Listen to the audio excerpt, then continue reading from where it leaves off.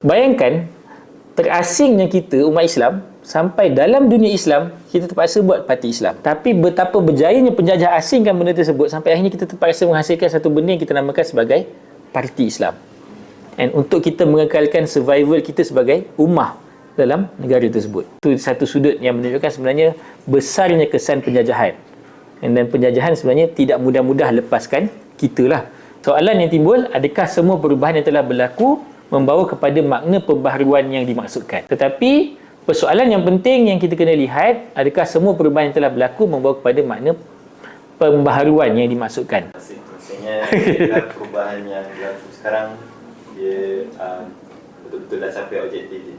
Tetapi adakah perubahan yang berlaku itu betul-betul serve kepada kehendak asal kita buat? Adakah ianya semakin memperkukuhkan ekonomi Islam dan mengancam ekonomi kapitalisme, ataupun ianya semakin mengukuhkan ekonomi kapitalisme? Tetapi pada perspektif negara yang lebih besar, pada perspektif ketamadunan yang lebih besar, pada perspektif projek perubahan yang lebih besar, adakah perbankan ataupun ekonomi Islam yang kita bangunkan itu serve kepada sehingga boleh menjatuhkan Barat dan sebagainya. Namun demikian, setelah hampir satu abad berlalu sejak runtuhnya khalifah, umat Islam masih bergelut dengan krisis identiti. Di sebalik pelbagai inisiatif yang dijalankan, persoalan besar yang masih berlegar ialah adakah pendekatan-pendekatan yang dibangunkan selama ini benar-benar menyelesaikan akar permasalahan umat atau hanya menyentuh lapisan permukaan.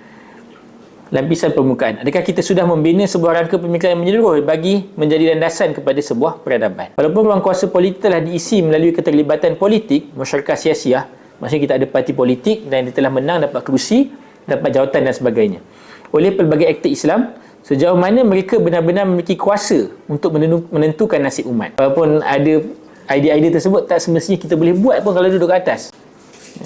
Mereka ni, Barat ni, bila buat sistem, dia tidak bergantung pada orang. Siapa yang duduk dekat situ, kau nak survive dalam sistem tu, kau kena ikut bagaimana sistem tu berjalan. Jadi itu contoh yang mudah lah nak menunjukkan benda tu satu sistem yang sederat, yang dia ikat satu sama lain. Kalau kita nak buat apa-apa, kita akan boleh, kita akan terpencil lah, terkeluar secara perlahan daripada sistem tersebut yang dilihat tidak lagi relevan.